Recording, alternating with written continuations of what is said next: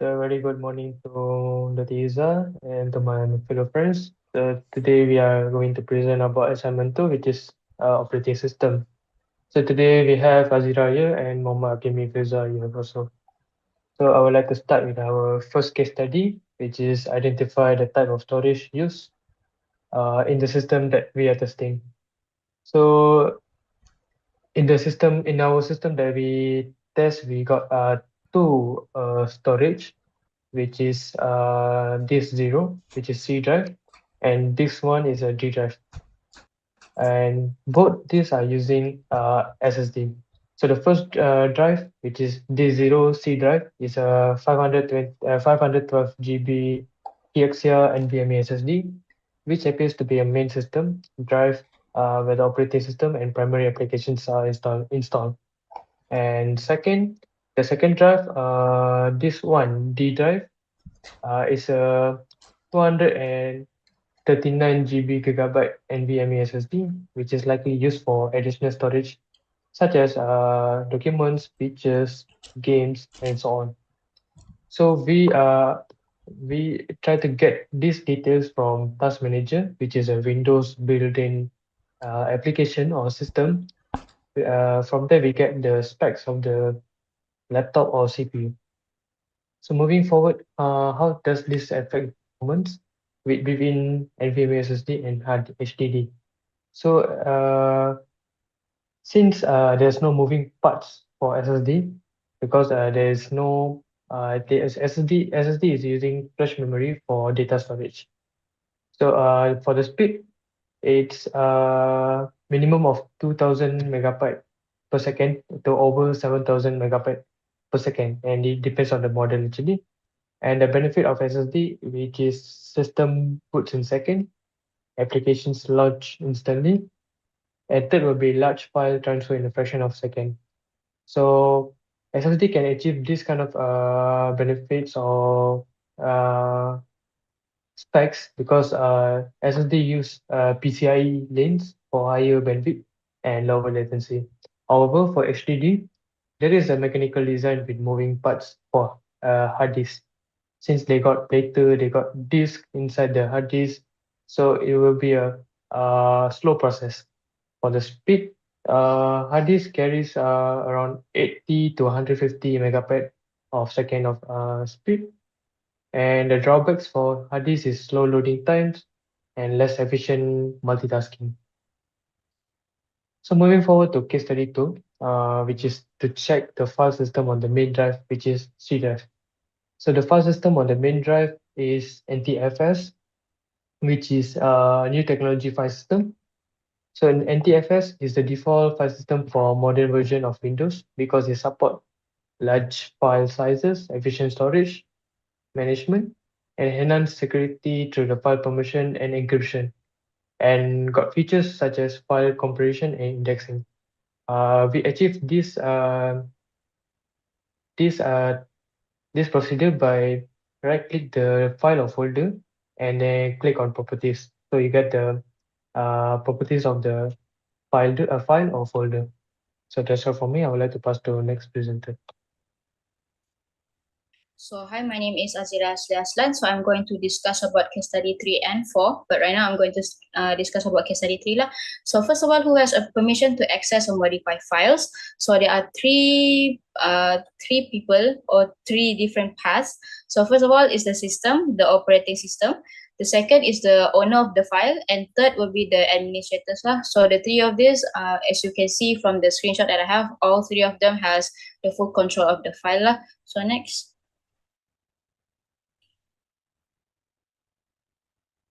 Next. So how to restrict access to certain users? So first of all, I will start discussing about the screenshot starting from the left.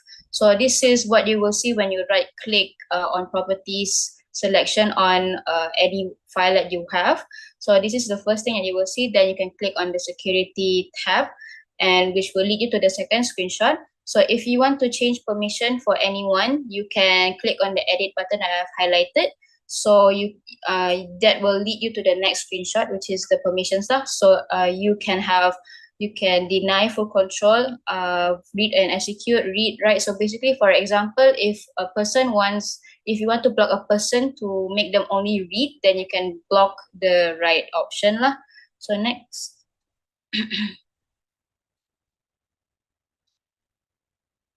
Next. So this is the case study 4. So what is BitLocker? BitLocker is an encryption technology embedded on some version of Microsoft Windows that encrypts a whole hard disk. So basically, it encrypts an inner disk within a selected Microsoft Windows laptop lah.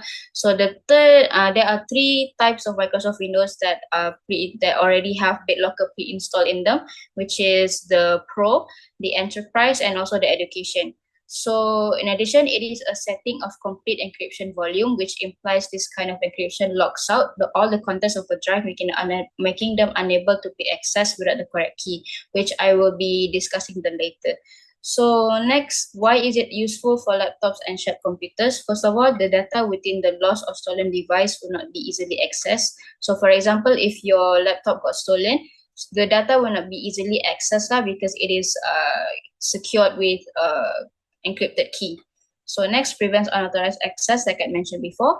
Third, it has data breach compliance, making sure that the data breach is not easily accessible. So for peace of mind, so even if your device got stolen or being taken away from you, you have this peace of mind where your data, especially sensitive data, will not be easily taken away, especially, for example, business related or personal information that could jeopardize your entire security or the business security.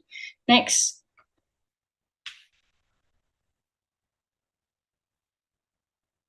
So these are the 3 options that you will see or you can see with the BitLocker. So first of all, you have the startup key. Second, for PIN and password is when you have some sort of PIN or password included whenever you starting to boot up your laptop. So for example, I have a PIN for my laptop, so I have to include the same PIN to unlock the inner drive lah. Next.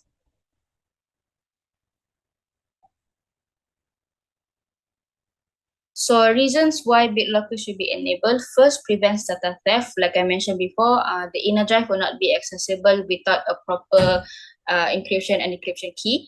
Second, no extra or hidden cost because it is pre-installed in the 3 types of Microsoft Windows that I mentioned before, which is Pro, Enterprise, and Education. So third will be minimal performance impacts because they didn't use a lot of storage or processing storage when you are using your laptop, so it should be fine. So I would pass it to my next teammate.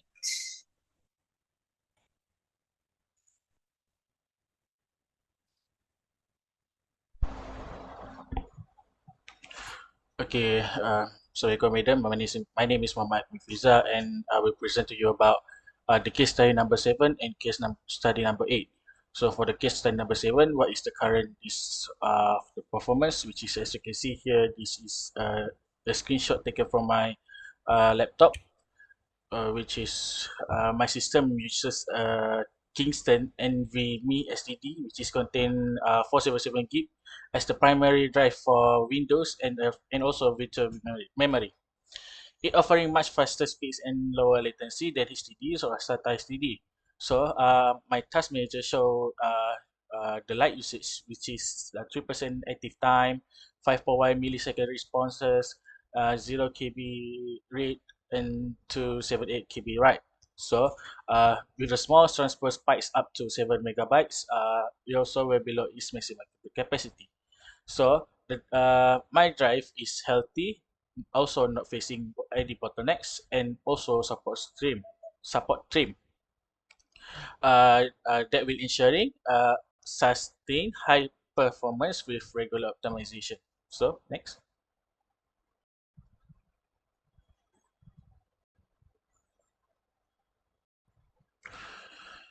Okay. So has this has been optimized recently, which is I would say no. So that is under optimized. Is shown by the lack of the recent optimization date in the optimized drives for the SSD. optimization mainly involves the trim command rather than traditional defragmentation. So the trim clears unused data blocks, also helping the STD to maintain high performance and prolong its lifespan. Without a regular optimization, the performance may gradually decline, especially with heavy usage. Even though NVMe SSD are less prone to fragmentation than HDD, uh, freq- the frequent trim operations are still recommended to keep speeds consistent over time. So next.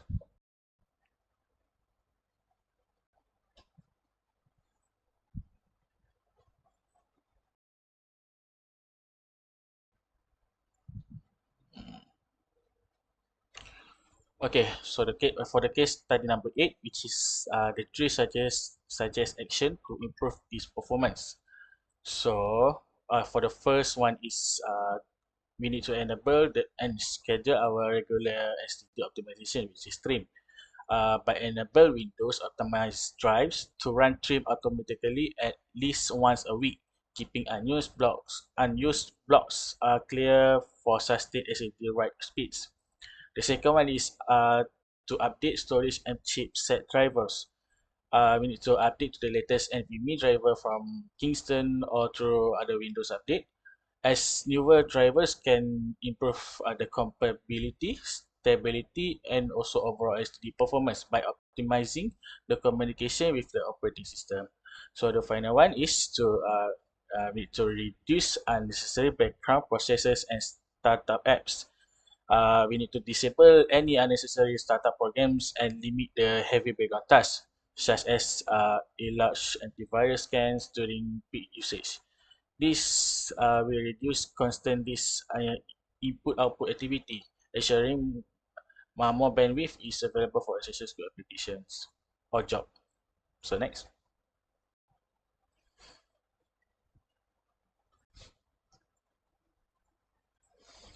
So for the three actions to improve disk and file security. So the first one, we need to install antivirus and anti-malware protection. So yeah, we need to install and also regularly update the antivirus or anti-malware software to protect against viruses, ransomware, and spyware. We need also to run scans more often and avoid phishing emails or suspicious links or attachments. The second one is encryption.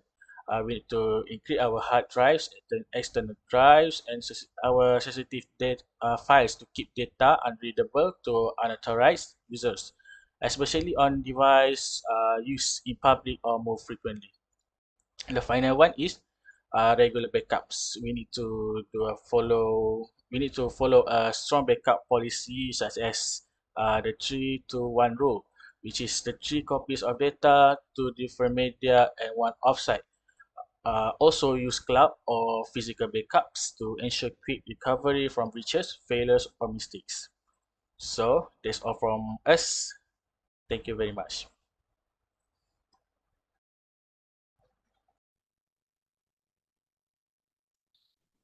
Hi, good morning, Miss Isa and Jivitra.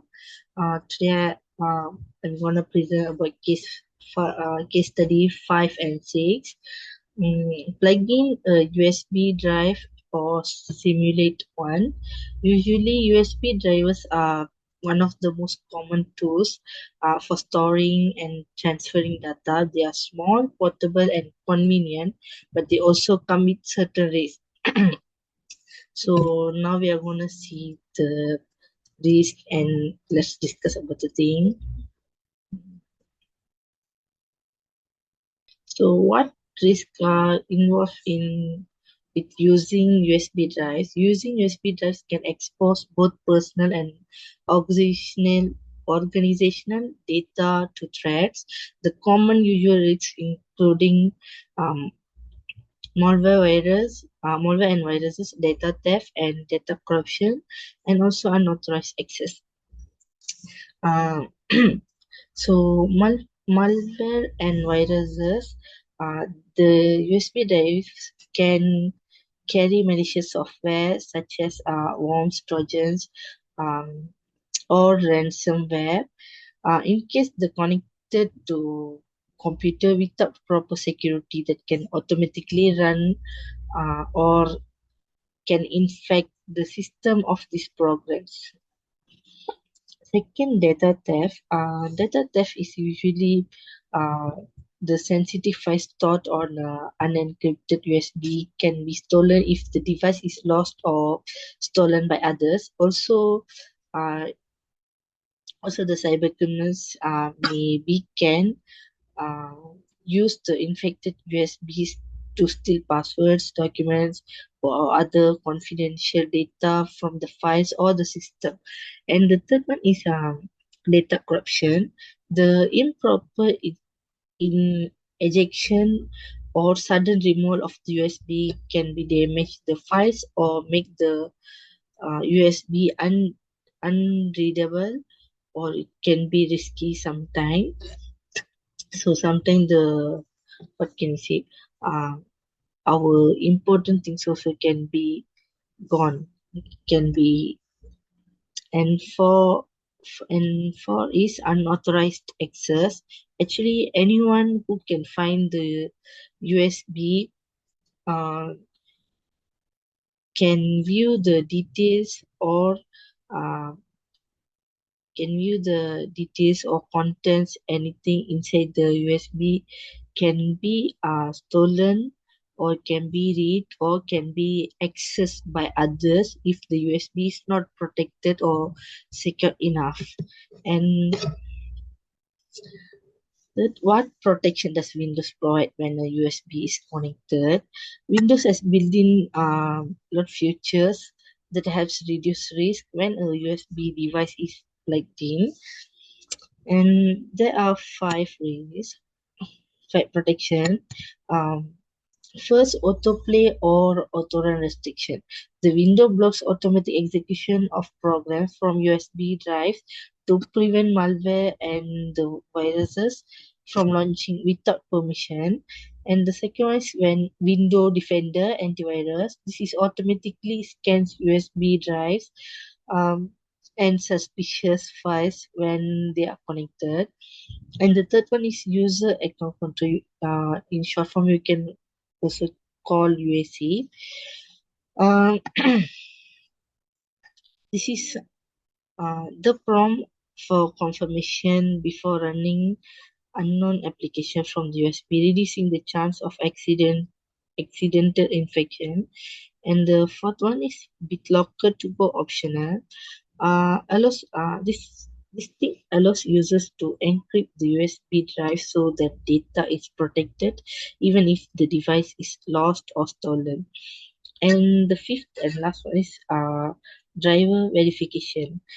This the Windows checks device drivers for security and compatibility before allowing the USB to fully function. So yeah, as we see, the USB drives are convenient but can be risky too. If it's not handled carefully, malware and data theft and file corruption are common threats. And Windows helps protect users through features like autorun restriction, Windows Defenders, Windows Defender scanning, encryption options, and security prompts. However, users should still practice safe habits such as scan USB drives before opening the files and editing them properly.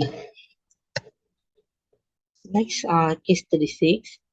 This is the picture that I took from my laptop, which is the window security, or we can call as the window defender.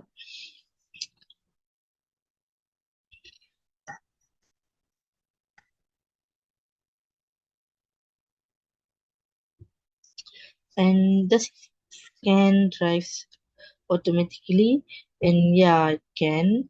The automatic scanning system perform quick background scans regularly. It also checks any newly connected drives such as USBs or external hard drives when accessed or modified. And the automatic scanning, um, and then if you in case the user wants to check the drives also can scan manually. So yeah, can scan manually. So here are the steps to scan manually. First, you have to open Windows Security by searching for it in the Start menu. And the second, go to Virus and Threat Protection. And third, click on Quick Scan to scan the main system areas. And fourth will be for scanning a specific drive, select a scan option and choose Custom Scan. And then the last, select the drives you want to scan and click Scan Now. And the Windows security, these are the example of the scanning window defender. And yeah, Windows security is automatic, ensures that drives are monitored automatically for threats, but manual are recommended for deeper checking, especially for external or newly connected drives. This combination of real-time protection and manual scanning helps maintain system safety. Yeah, that's it from me. Thank you.